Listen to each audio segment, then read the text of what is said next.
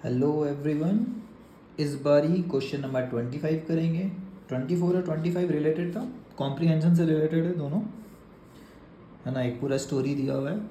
इस बार पहली बार में एक्स पूछ दिया, इस बार वाई पूछा। वाई है क्या एक्चुअली में? पहला वाला बॉइलिंग पॉइंट माइनस दूसरा वाला बॉइलिंग पॉइंट, ठीक है। पहली वाला बॉइलिंग पॉइंट जो प्योर वाला लिक्विड था उसका कुछ बॉइलिंग पॉइंट आएगा, फिर मिक्सचर एक बनाया गया था, है ना। ये सॉल्यूशन ए है, ये बी है जो मिक्सचर है जिसमें अपने को क्या डाला है, BaCl2 डाल दिए थे। और पहले से क्या था अपने पास, AgNO3।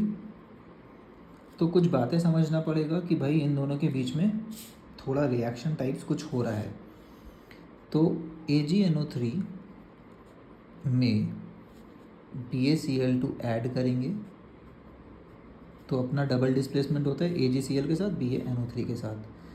तो BaNO3, Ba का वैलेंसी 2 होता है तो होल ट्वाइस प्लस AgCl। अब AgCl प्रेसिपिटेट है तो ये अपना नीचे से जाके चुपचाप बैठ जाएगा, तो इसको हम लोग सॉल्यूट नहीं मान सकते अब, क्योंकि ये घोल का पार्ट ही नहीं है। सॉल्यूशन का पार्ट तो तब होगा ना जब वो होमोजेनियसली मिक्स्ड रहे, तो इनके पार्टिकल्स जो है वो नीचे जाके बैठ जाएंगे, ठीक है।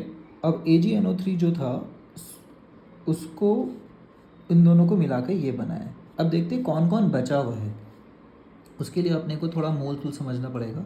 तो जैसे मोलैलिटी दिया हुआ है 0.1, मोलैलिटी 0.1 मतलब क्या होता है, 0.1 moles of solute in 1 kg of solvent, 1 kg of solvent. और 1 kg ऑफ सॉल्वेंट कितना होता है एक्चुअल में, 1 लीटर, क्योंकि 1 kg में होता है 1000 ग्राम और 1000 ग्राम होता है 1000 ml, है ना। तो क्या बोल सकते हैं ऐसे वाले सारे केसेस में जहाँ डेंसिटी सेम रहता है ना, उस केस में हम लोग बोल सकते हैं डेंसिटी ऑफ सॉल्यूशन क्या है, पानी की जितना, तो 1 ही है, तो 1000 ग्राम 1000 ml बोल सकते हैं। तो उस केस में molarity is equal to molarity होता है, ठीक है। अब एक और चीज़ बोला है, कितने कितने वॉल्यूम लिए गए हैं, तो this solution A equal volume of second. तो अगर ये V था तो ये भी V है। इनफैक्ट इसमें एक और BaCl2 मिक्स किया है वो V है, टोटल मिला के ये 2V है, ठीक है। इक्वल वॉल्यूम लिया गया है। तो AgNO3 के मोल्स कितने हो गए, हमें पता है molarity is equal two moles AgNO3 के by volume of AgNO3 which is V। तो मोल्स कितने आए, 0.1। तो इनिशियली AgNO3 इतने मोल्स थे, 0.1 V मोल्स। BaCl2 भी उतने ही रहे होंगे, क्योंकि BaCl2 का भी मोलैरिटी कितना है, 0.1, मोलैरिटी इक्वल टू मोलैरिटी। तो BaCl2 का भी कितना बोल सकते हैं अपन, 0.1 is equal two moles of BaCl2 divided by volume which is V। Equal volume लिया गया दोनों सॉल्यूशन का, तो मोल्स कितने आ गए BaCl2 को, 0.1 V। अब यहाँ के बाद थोड़ा सा आपको ये समझना है कि कौन ख़त्म हो जाएगा और कौन नहीं होगा। इसको देखेंगे तो ये बैलेंस नहीं है, NO3 होल ट्वाइस है, दिख रहा है। तो ये 2 होगा यहाँ पे, और क्योंकि Ag 2 हो गया है तो ये 2 होगा। अब ये बैलेंस्ड है। अब क्लियर कट समझ में आ रहा है, अगर यहाँ से x गया है तो यहाँ से 2x जाएगा। तो मतलब अगर इसका 0.1 रिएक्ट हो चुका है पूरा, तो इससे 2 टाइम्स ऑफ 0.1 रिएक्ट होना चाहिए, लेकिन 2 टाइम्स ऑफ 0.1 तो है ही नहीं, मतलब 0.1 इसका पूरा रिएक्ट नहीं होगा। इसका मतलब ये है कि अगर इसका x रिएक्ट होता है तो लिमिटिंग रिएजेंट कौन हुआ, दोनों का सेम मोल्स था लेकिन ये डबल चाहिए, तो ये लिमिटिंग हुआ ना, तो कैलकुलेशन इसके अनुसार चलेगा। मतलब इसका पूरा ख़त्म, इसका आधा ख़त्म, ठीक है, माइनस हाफ ऑफ 0.1। V को अभी छोड़ देते हैं, V लास्ट में ले आएंगे। तो ये तो 0 बचा, लेकिन ये 0.05 बचेगा। 0.1/2 कितना होता है, 0.05। तो 0.1 में 0.05 गया तो इतना बचा। अब ये 1 मोल्स यूज़ होता है तो ये 1 बनता है, तो जितना इसका यूज़ हुआ है उतना ही ये बनेगा 0.1/2 V। ये बनेगा डबल ऑफ 0.1/2 V, ठीक है। तो इससे तो मतलब है ही नहीं AgCl से, इससे मतलब है, तो ये भी बना अपना कितना, 0.05। तो अब एक्चुअल में घोल के अंदर क्या है, BaNO3 और BaCl2। ये समझने के लिए आपको इक्विलिब्रियम समझना पड़ेगा और लिमिटिंग रिएजेंट, कि भैया दोनों 1-1 मोल अगर था, ये तो डबल लगना चाहिए ना, तो ये तो जल्दी ख़त्म हो जाएगा, इसको तो 2 मोल्स होना चाहिए अगर ये 1 मोल था तो मतलब अगर दोनों बराबर है तो BaCl2 बच जाएगा, BaCl2 कम यूज़ होता है क्योंकि। तो अब इससे हमारा क्वेश्चन आगे बढ़ेगा कि देखिए डेल्टा TB सेकंड वाला मिक्सचर का ले रहे हैं हम लोग, क्योंकि फर्स्ट पार्ट हम लोग 24 में निकाल चुके हैं, है ना। T1 हम लोग निकाल चुके हैं, T2 की तरफ है हम लोग, is equal to I into KB into M, ठीक है। अब इसमें क्या कर सकते हैं, I1 और I2 कर सकते हैं, क्योंकि दोनों डिसोशिएट होता है और क्लियर कट लिखा हुआ था क्वेश्चन में 100% डिसोसिएशन मानना है, डिसोशिएट कम्प्लीटली, मतलब I को अपन इग्नोर नहीं कर सकते हैं। फर्स्ट पार्ट में लिए हैं तो इधर भी लेना पड़ेगा, ठीक है, डिसोशिएट कम्प्लीटली लिखा हुआ है। अब पहला वाला डिसोशिएट होगा BaCl2 का अगर लिए तो molarity is equal to molarity, तो ये आया था मोल्स, तो मोलैरिटी क्या होता है, मोल्स बाय वॉल्यूम, तो V कट जाएगा, तो M is equal to small m is equal to 0.05 ही आ रहा है, इसका भी 0.05 ही आएगा क्योंकि वॉल्यूम तो कट जाएगा।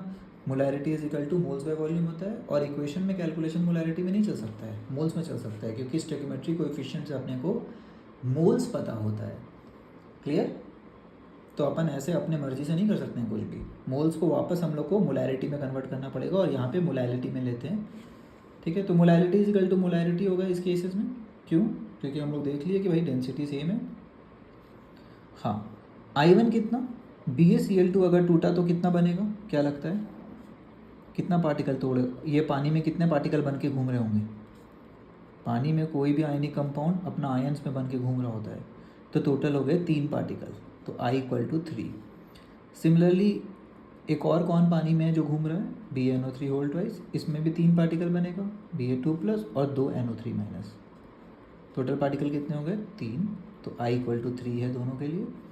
तो 3 into KB into M, KB कितना है, KB दोनों में कॉमन है तो KB एक साथ ही मल्टीप्लाई कर लेंगे अपन, 0.5 दिया हुआ है, इंटू M कितना है 0.05, वेट ए मिनट।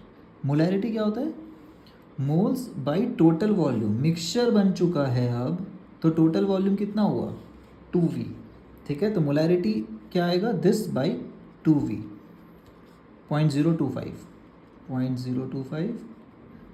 यहाँ पे भी 0.025, है ना। अब तो मिक्सचर में मोल्स निकालना पड़ेगा ना, मोलैरिटी कंसंट्रेशन मतलब टोटल वॉल्यूम से डिवाइड कीजिए। तो सारा आप कॉन्सेप्ट यूज़ हो गया इस क्वेश्चन में, तो सॉल्यूशन चैप्टर का और मोल कॉन्सेप्ट का और मिक्सिंग का। तो 0.025 प्लस I2 इंटू 0.025, फिर से स्मॉल m उतना ही है, ये दोनों को मल्टीप्लाई करेंगे 0.5 से, ठीक है। तो एक्चुअल में कुछ नहीं हो रहा है, 3 इंटू 25 इंटू 3 75 प्लस 75, तो फिर से हम लोग पहुँच जाएंगे वहीं पे।